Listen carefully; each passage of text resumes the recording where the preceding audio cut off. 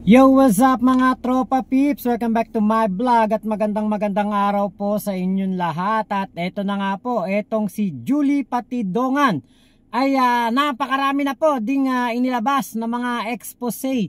Mas matitindi po patungkol po dito kay Atong Ang. Nako, yan po ang aking napansin. Sagutan na sila ng sagutan sa SOCMED.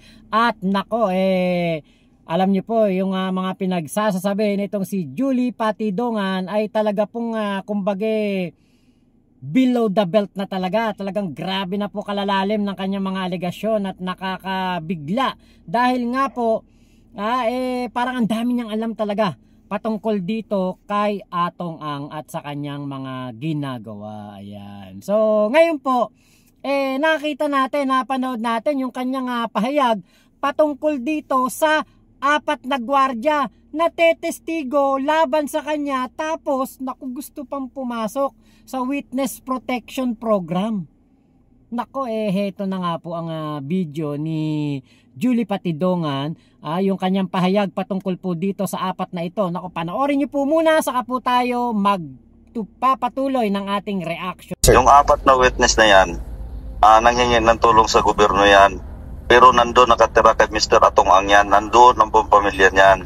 Kaya may plano na ang CIDG na para kung gusto nila iligtas, maligtas sila.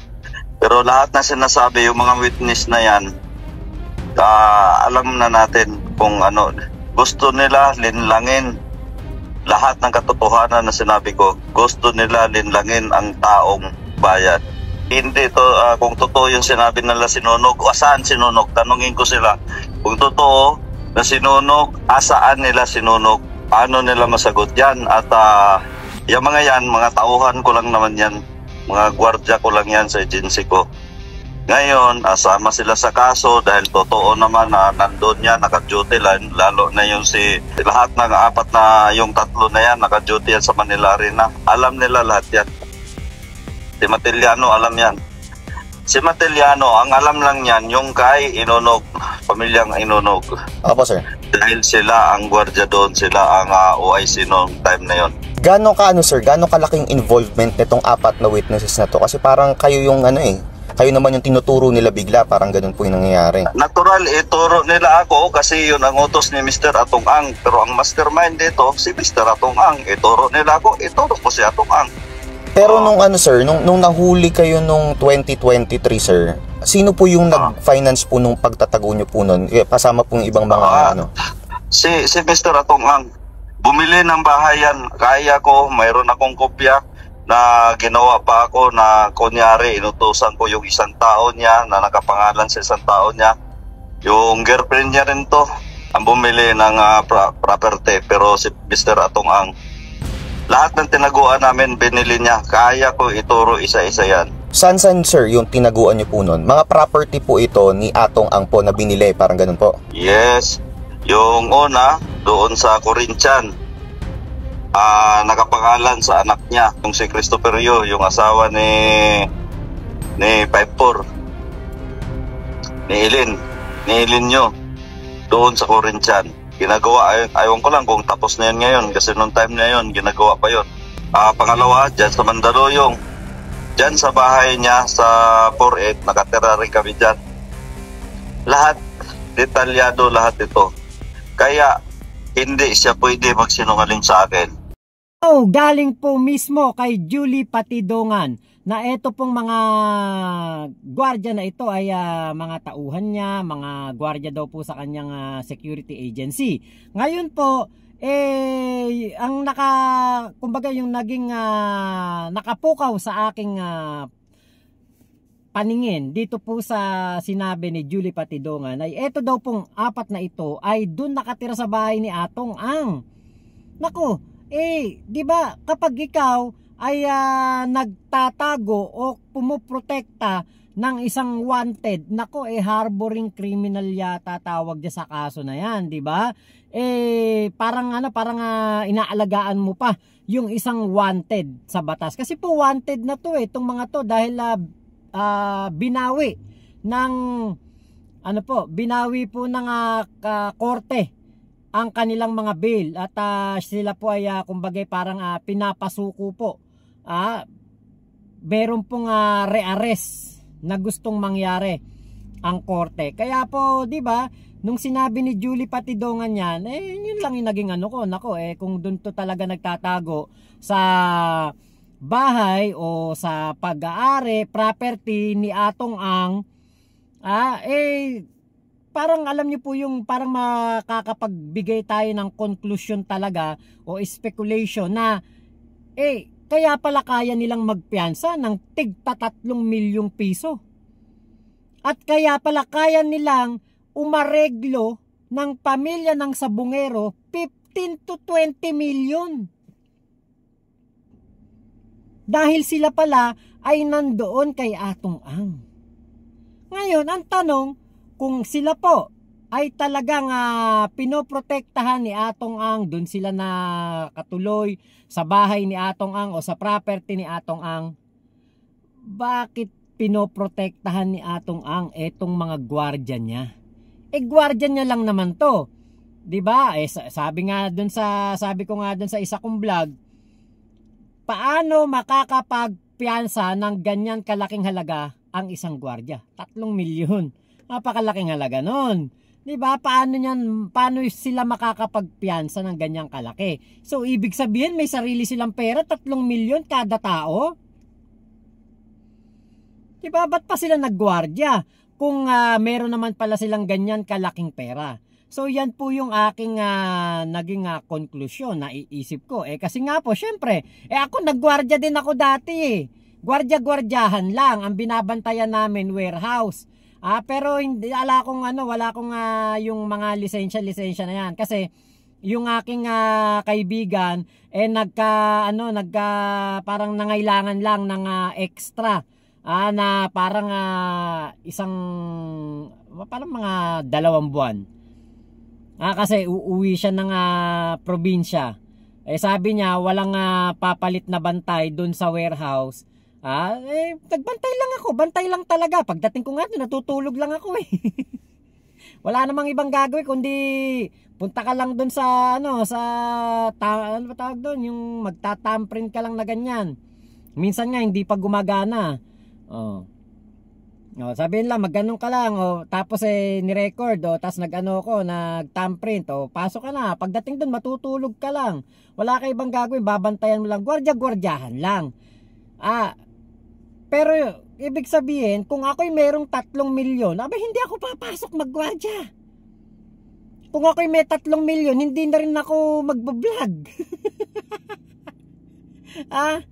Nagulat ako dun sa balita na yon na sila po'y nakakuha lamang ng pansamantalang kalayaan dahil po sa nagbayad sila ng piyansang tigta 3 milyon. Tapos dun sa isang balita na parang sa pamilya ni John Lasco, merong nag-o-offer 15. Unang offer 15 million, sumunod na offer 20 million. So ibig sabihin, 'di ba? Kasi para mapagtatagni-tagni natin, para mapagtatagpi-tagpi natin ng mga istorya, gwardiya nakapagpiyansa ng 3 milyon. Pamilya na areglo ng 15 to 20 million. Tapos ayon kay Don Patidongan, doon daw po ito nakatira sa bahay o sa property ni Atong Ang. Etong mga gwardyang to, nakokontrahen ang kanyang mga sinabi, ang kanyang mga statement. Tapos lumalapit pa sa DOJ para po makakuha o makapasok sa Witness Protection Program. Parang, 'di ba, parang napaka mali na mabibigyan ng Witness Protection Program ang apat na akusado na nakakapagpiyansa ng 3 milyon at nakakapag-areglo ng 15 to 20 milyon sa mga sabungero, sa pamilya, at nakatira pa kay Atong Ang.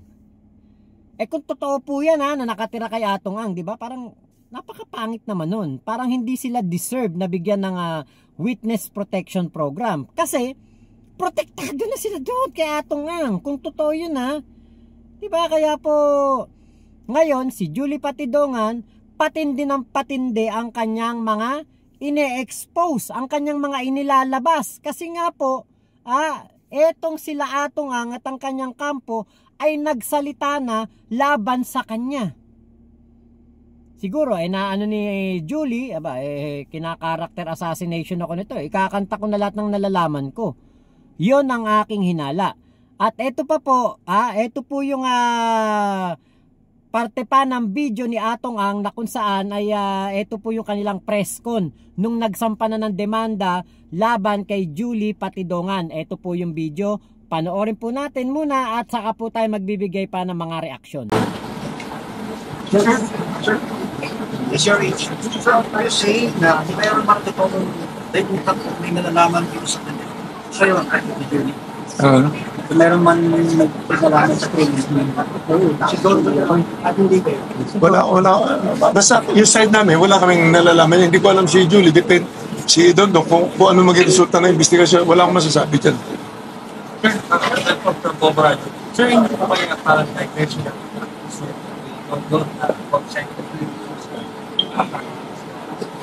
kaya kayo Well, ang basa ko sa kay Don, tingin ko talaga makitid ang utak niya eh. I think pera-pera lang talaga habol niya. Isipin mo sinasabi niya pati kagabi. Bigyan siya ng pera kasi tatakbo na ram. Pakakala niya, yung ginawa niya, pwede niya takbuhan lang bigla. Hindi ganun eh. Kasi sanay naman yata sa kumuha ng pera tumakbo eh. Hindi ko alam ang background niya eh. Sir, tama po yung narinig. Tama po yung sinabi niya. After niya naglabas ng statement against hiningan kanya ng pera. Tama po. Since February pa hindi. February pa siya humihingi. Nalaman ko na mayroon siyang affidavit na ganyan. Parang mga mayor eh. Tapos nalaman ko kasi umiikot yung affidavit niya. Nag-leak eh. Just to clarify, sir, wala kayong tinutok sa kanyang gumawa ng anumang krimen. Of course, hindi. At siya lang yung maaaring gumawa ng mga krimen na inibintang natin. Well, hindi ko masabi. Tignan mo, sinabi niya sa akin, gusto niya umalis na. Sinabi niya sa akin, mas kinukutin. Maayos na lang daw niya, makumpleto niya lahat. Sinasabi niya Portugal, sinasabi niya US. Hindi ba niya naisip ang dami niyang ginawa rito? Pwede ko pumirma na lang siya na magre-recant lang siya. Siyempre, kakasuhan din siya ng mga perjury kung ano-ano. Hindi niya naiisip yun eh. So you would ask for bold departure order against the nanay ni Pacquiao? Doon hindi ko alam, ang government na ang bahala dyan. Paano man ang lumabas sa investigasyon nila. In your part, sir, ngayon nag-try na kayo ng kaso laban. You ask the court to out to the bold departure. What? Kung pwede. Gusto ko pa yun. Yes. Sir, may sinabi na po yung Malacanang kahapon na si BBM po ay sersado sa kaso ng issue sa Bumeros. Para po mapalabas na rin din sa pagkawalan. Yung saying, sir, kanina sinabi mo na wala ka pong alam.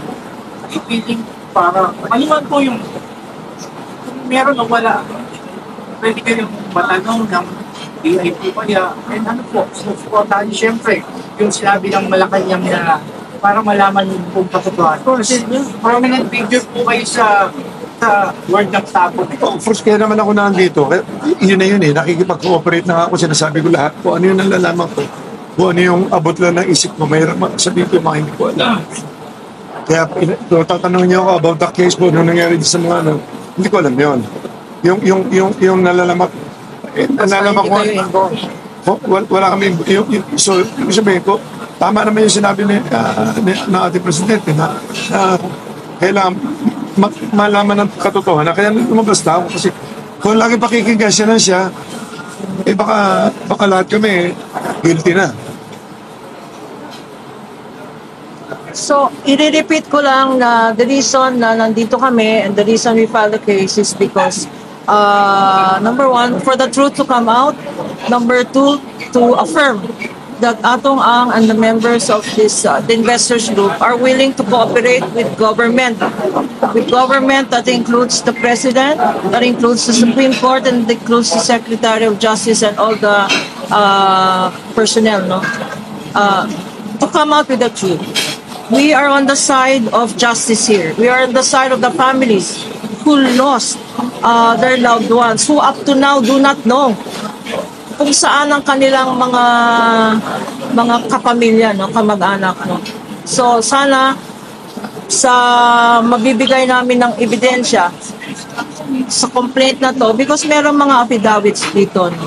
Sana mabasa rin ng gobyerno and we will furnish them a copy so that sundan nila yung mga leads. Hindi lang isang lead lang na false pa and misleading. Huwag silang maniwala sa hearsay evidence na isang whistleblower na alam natin based on personal knowledge na siya ang nag-i-store. Kasi ang pera-pera lang to at sinabi niya na gusto na niyang umalis ng country, no. Ang pag inosente ka na tao, gusto mong harapin ang kaso para ma-clear ang pangalan mo. Yung mga feeling guilty lang, sila ang gustong tumakbo. Sila ang gustong mag-disappear. So, tignan natin ang mangyayari sa investigation. Pero dito sa kaso, we are very confident that there is strong evidence for the 5 cases that we have filed on behalf of Atong Ang. Ako, meron pong hawak na affidavit etong si Atong Ang at ang kanyang kampo. Naku, yari na dito si Dondon Patidongan dahil po ang panglaban ng kampo ni Atong Ang ay affidavit ng mga tao. Nako, dapat sana merong ebidensya yan. Kasi kung meron lamang affidavit o magtuturo ng mga kung ano-anong alegasyon laban kay Dondon Patidongan, parang talo sila ni Dondon Patidongan. Kasi si Dondon, meron pong hawak na USB video na kung saan nandun daw po ang katibayan na makakapagdiin kay Atong Ang. Nako, di ba? Dapat ang hawak po dito ng kampo ni Atong Ang ay hindi lang po affidavit. Mga ebidensya, video, text message, mga hard evidence na merong nagpapatunay. Kapag po affidavit lang, di ba? Parang, ewan ko lang kung uubra yung ganong sagot, uubra yung ganong kumbaga depensa na affidavit lang ng mga tao. Kasi alam nyo, madaling maggano ng tao yun ngang mga gwardiya, di ba? Nakapagpayansa ng 3 milyon. Kita nyo, etong mga gwardyang to kakalabanin etong si Dondon Patidongan. Di ba? Kaya kumbaga dapat may kredibilidad yung mga affidavit. Hindi po dahil sa nabayaran, hindi dahil sa tinakot o hindi dahil sa meron po silang napala dito kay Atong Ang. Dapat yung affidavit po ay meron ding hard evidence katulad ng inihahain ni John Patidongan na sinuko na daw niya o binigay na daw niya po sa DOJ etong mga ebidensya. Lalo na yung USB na kung saan may video nga daw po na magpapatunay patungkol po dito sa pagkakasangkot ni Atong Ang sa mga sabungero. At handang-handa daw pong makipagtulungan ang kampo ni Atong Ang sa government, kay PBBM, sa DOJ Secretary at nako, take note, Supreme Court. Bakit kaya alam nyo napaka Supreme Court, kumbaga lagi na lang na Supreme Court ang nababanggit kapag may mga ganito pong issue. Laging panglaban nila Supreme Court. Nako, nabanggit pa naman nitong si Justice Secretary Boying Remulla na eto daw pong mastermind sa mga sabungero ay nako, malakas daw po ito sa Supreme Court. Nako, sana naman hindi mali ako ng hinala dito po sa kampo ni Atong Ang. John, Manila tayo, fairness, kakitingin ko lang, masabi niya naman about breaching allegations from Sargent. Although tinanggi na yung si Sargent is yung allegation, pero hindi din allegations. Wala po masabi. Wala naman siya kinalaman sa kaso, babayaan na lang natin. Okay. Sir, just to clarify, may lumakit po ba sa inyo sa kapamilya yung pangatapos po natin namatay yung kanilang kamatayan? Araw tinataklolo sa inyong position. Wala. Sir GLA Public Affairs, ano po ang gagawin mo sa anin sa bigay po yung nakaanak ng mga nawawalan sa mga? Well, yung nga lang, kaya naman nandito na ako para matulungan na rin. Pero kailangan niya ata akong bumalik doon, pipirmahan kami ulit. So, nasabi na namin lahat. Marami lalo na sa Channel 7, kabar yung kahapon, nagigiusap lang ako sa media. gawin yung fair lang. Katulad na hindi naman niya narinig ang side namin. Kahapon lang, isipin nyo, biglang inilabas na niya na sinusuhulan ko si Don. Dapat tinanong muna niya, binabalanse bago siya maglabas. Di ba? Yun parang one-sided eh. Dapat, pag may mga ganong media, di ba? O ako tatanungin sa media, may nag-accuse, dapat yung ina-accuse, tatanungin muna bago maglabas, both sides ilabas. Katulad niya. Late ako nagsalita ngayon. I'm sure hindi ako i-cover ng Channel 7 siguro ngayon. Tanong ito, simula umpisa ito mo. Hindi ko alam kung pinapundo. Hindi ko alam kung gumawa pa sila ng pelikula. Ako na naman ang kontrabida. Ayoko mag-artista eh. Simula bata ako. Lagi ako kontrabida eh. John. Ayan, kasalanan ni John. Bakit pa yung sumasin? Sila pa yung kaso? Bakit po sa Pandaluyan ang kasalunan sila pa yung kaso? This is his place of residence. Dito ako nakatira dito ako lumaki sa Mandaluyong talaga. Lumaki ako sa tabi ng squatter talaga kami. Ako lumaki. Kilala ako dito. Talagang dito ako lumaki sa Mandaluyong. Dito wala akong record na. Maski magtanong kayo rito, dito ako simula 3 years old. Data yun. Wala akong kaso dito maski na ano. Last question po, may pipirmahan pa sa prosecutor.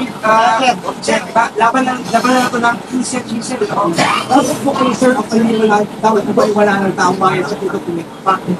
Well, hindi ako pareho ng Channel 7 na hindi binabalanse lahat. Ang gusto ko lang balansehin niyo muna bago kayo maglaba. Ako, pakinggan niyo lang side ko. Ngayon, i-analyze nyo ngayon doon sa side na sinasabi ni Don. Number 1, tingnan nyo pagkatao niya, pagkatao ko, pagkatao namin lahat. Wala naman kami yung history na pumakatay ng tao. Di ba? Paano mangyayari yan? So, balansehin lang natin. Kasi labas tayo ng labas na para mapanood lang. Ilalabas natin araw-araw, nilalabas natin si Don, series pa. Di ba? E paano na kami, kung sasalita kami, hindi naman ilalabas ng totoo. Ngayon, nandito kayo lahat, kayo na mag-analyze. Nagsisinungaling ba mukha ako? Hindi. Sinasabi ko lahat ng totoo. Okay. At ang punto po ito, sir, for sure, nakikinig po at nanonood si Don Patidongan. Ano kung gusto mong direct na yung tape sabihin sa akin? Well, Sabi na siya ng totoo. yun ang sabi ko na, Don, mag-isip ka doon. Kung ano man ang mga, huwag ka na magsinungaling. Tinuring kita parang anak ko eh. Hindi ko alam na ganyan kakasama. Pati ako, papatayin mo pa, kikidnapin mo pa ako. Yun lang, gano'n lang kasimple.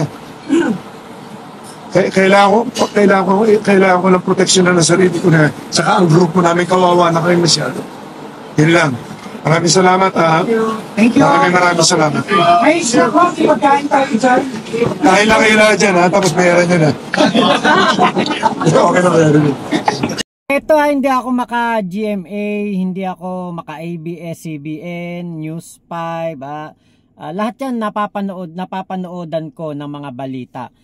Pero sa GMA kasi, laging pagkatapos nilang magbalita, maglalabas sila ng parang pahayag na patuloy naming kinukuhanan ng pahayag ang side ang kampo ni Atong Ang. Pero hindi pa ito sumasagot. May mga ganyan silang pinapakita. Hindi ko lang alam kung dito ba sa issue kay Atong Ang ay meron silang ganyan na ginawa, na nag-reach out sila kay Atong Ang. I'm not sure kasi doon ko sinusundan yung balita kay Emil Sumangil. Hindi ko pa nakikita, hindi ko pa na-check kung meron bang ganung pahayag ang GMA, kasi lagi namang ganun eh. Kunwari patungkol kay Risa Hontiveros, yung issue ng pagsasampa ng demanda ni Risa Hontiveros laban kay Kibulok, laban dun sa kay Maurelio ba yon, yung nagrecant, yung una nag-witness laban kay Digong, tapos ngayon nagrecant siya.